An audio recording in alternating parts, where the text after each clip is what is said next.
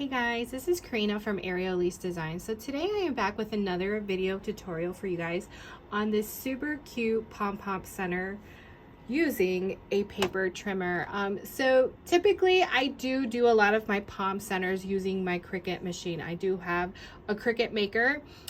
So I pretty much make my pom-pom centers on there. But I know some of you, don't have any cutting machines such as a silhouette or maker, and I have gotten asked, well, how could you make the palms without using a cutting machine? And I wanted to show you guys how to make them. I do have a saved highlight stories on my Instagram at Aerial Lease Designs. I do have a highlight story actually devoted to centers if you want to get any ideas, and I also have another tutorial on this puffy center. Honestly, she's super easy to make. So I just wanted to show you the difference. So this was done using my Cricut maker. So like I said, I tend to use so this is the image called Marigold from Cricut. And that is the image that I use to make my pom-pom centers or my famous spiral center, which you can find that tutorial here on my YouTube channel for the spiral center. But the pom-pom center is one that I get asked a lot too, and I wanted to make a video for you guys how to do it, because again, I did do that saved highlight story, but it was more little snippets here and there. So I just wanted to show you guys how you guys can achieve doing these, because again, I like to use these in the center of my flowers. Like, look at that, isn't that cute? Love it. So I wanted to go ahead and show you guys how you guys can achieve this. So I'm going to show you guys one particular size that I tend to use a lot, but again, follow these techniques if you want to make them smaller or the strips thinner. I'm just going to get you started, and then and then it'll be up to you. So if you're curious, I do have back here my template 40 is what I used to put that puffy center in. So what am I using? What you're going to need. So you will need some sort of paper trimmer scoreboard. So I bought this one actually years ago, guys, and I cannot find it anywhere. I got it from Michael's, and I want to say it was from their Recollections brand, but I am going to link a couple of them down below from Amazon that I found that are pretty similar. But I've also seen these at Walmart. I'm pretty sure you can find these at Joann's, Hobby Lobby. You can pretty much find them at any craft store. So the nice thing about this one, so it does have already like the paper trimmer to trim, and this was actually a scoreboard too. It has the knife, like the plastic knife that allows you to if you want to score your paper, if you're making cards or something and you want to score, this is also what that's used for. But I personally have been using it to make centers, again, fluffy centers. So let me show you. So you're going to need one of these. You're going to need paper, so you can do cardstock or you can use text weight paper if you want. So it doesn't matter which one you want to use. So today I am going to be using 65-pound gold cardstock metallic. This is from Michael's, but again, you can use any. Do I recommend any thicker than 65? No, I do not. All right, guys, let's talk about the materials you will need. So you will need a pencil, just because we will be making marks. You will need glue gun. So I am using my Surebonder mini detail glue gun. I will have that link below. You guys know this is pretty much my go-to for smaller. I also use their full-size one, which is also amazing. Pair of scissors. You don't really need them. If you have one of these to cut, you don't really need a pair of scissors, just because we're going to cut off a couple of inches. But you could also use this. So I personally like to use the X-Acto knife to make my strips. Like I said, this is also a razor that you can use to cut, but I'll be honest, I'm not the greatest with this. I don't know why, don't ask me why. But so that's why the X-Acto knife comes in handy, and you can find these anywhere.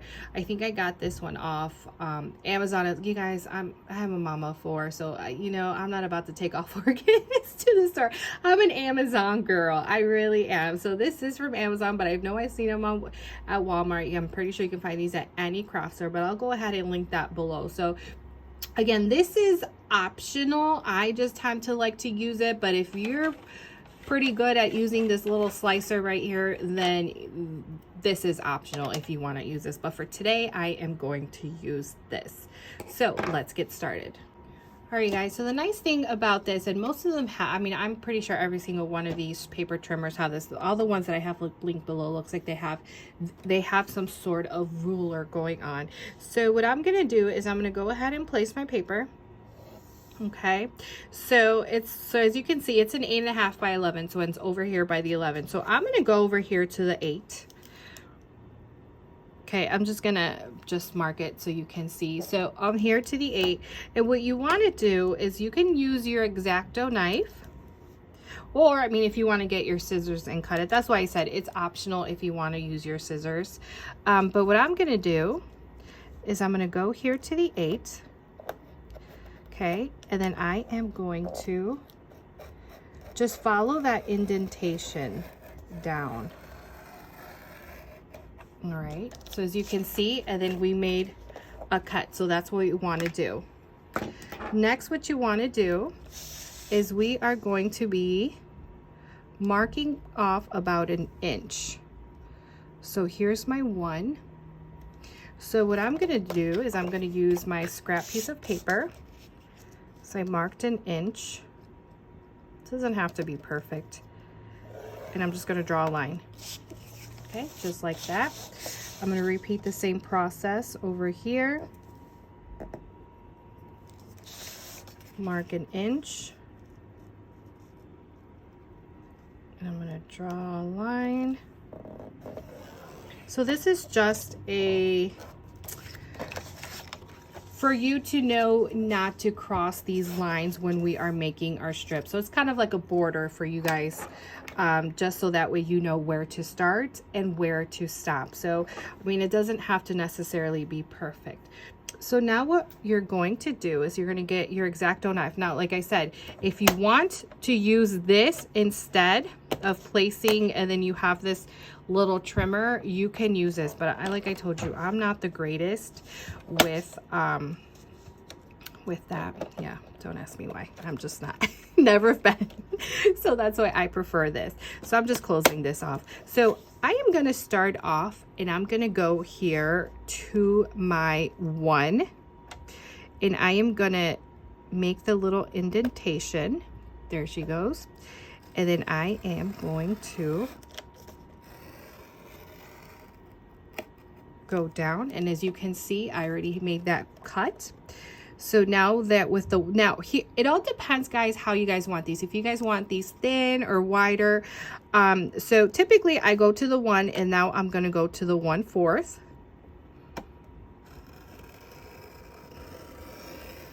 So there's the 4th. Now I'm going to go jump, and I'm going to go to the 1/2.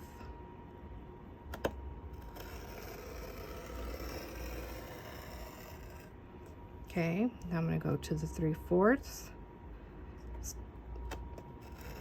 So as you can see, we are making those strips, and as you can see, I am stopping where that line is. So now I am going to go to the 2 and repeat. So, and as you can see with this hand, I'm kind of pressing this firmly down just so the paper does not move. And like I said, you can do cardstock. I recommend cardstock or text weight paper. I don't really recommend anything like the cover stock. I don't really recommend that paper just because it's super duper thick. I've tried, and it's too much work. All right, you guys, so this is pretty much it. So I'm gonna go ahead and speed it up, and I will be right back.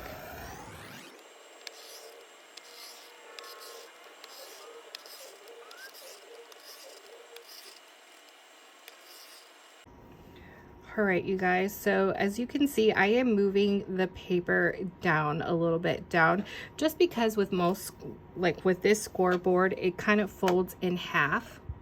So we have this line right here that kind of just screws it up when I'm you know, cutting it. So I just like to move the paper down.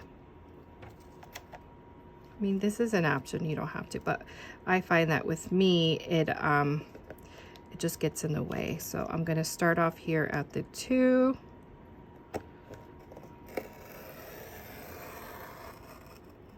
And go down. All right, I'm going to finish her up and I'll be right back.